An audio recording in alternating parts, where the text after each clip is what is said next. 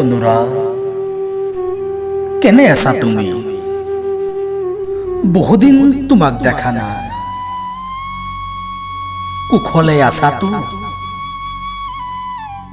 তোমাৰ শূন্যতাত পাৰ কৰিছো উজাগৰি নিশাৰ দুখৰ হুমুনিয়া। তোমাৰ উশাহত জীয়াই আছো প্ৰতিপল প্ৰতি অনুপল। তোমাৰ মনত পৰেনে সেই শেৱালিজোপা?